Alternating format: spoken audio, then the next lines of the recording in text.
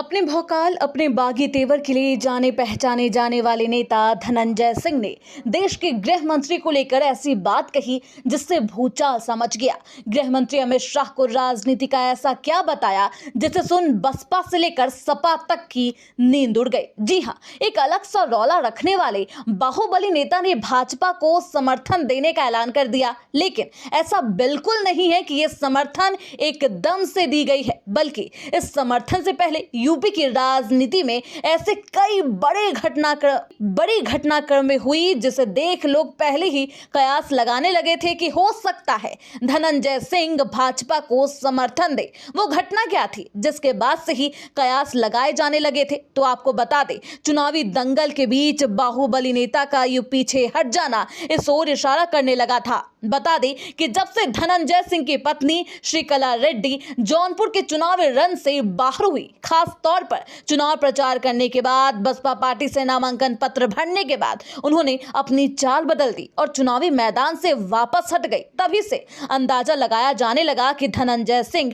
भाजपा को अपना समर्थन दे सकते हैं। माना जा रहा था कि अंदर खाने में भाजपा और धनंजय सिंह के बीच बातचीत जोरों पर है। अब वो सच भी साबित हो गई। जौनपुर से पूर्व सांसद धनंजय सिंह ने लोकसभा चुनाव में बीजेपी को समर्थन देने का ऐलान कर दिया। इतना ही नहीं, धनंजय सिंह ने संकेत भी दिया कि उनकी पत्नी श्रीकला बीजेपी में शामिल हो सकती है। इस दौरान उन्होंने कई बातें कही, लेकिन जो दिलचस्प बात उन्होंने देश के गृह मंत्री अमित शाह के लिए कही, उसने सभी को हैरान कर दिया और राजनीति का तापमान हाई कर दिया। इतना ही नहीं, अमित शाह के लिए बातें सुन बीजेपी आला कमान के साथ साथ सपा और बसपा प्रमुख भी हैरान है। बाहुबली नेता ने इस दौरान केंद्रीय गृह मंत्री अमित शाह को लेकर भी अपना बयान दिया। उन्होंने कहा, भाजपा 24 घंटे लगातार काम करती है। अमित शाह राजनीति के चाणक्य की तरह काम कर रहे हैं। वह लगातार लोगों से मिल रहे हैं, हर सीट पर उनकी नजर है। धनंजय सिंह का कहना है कि जो आदमी काम करेगा वही आगे निकलेगा। साफ संदेश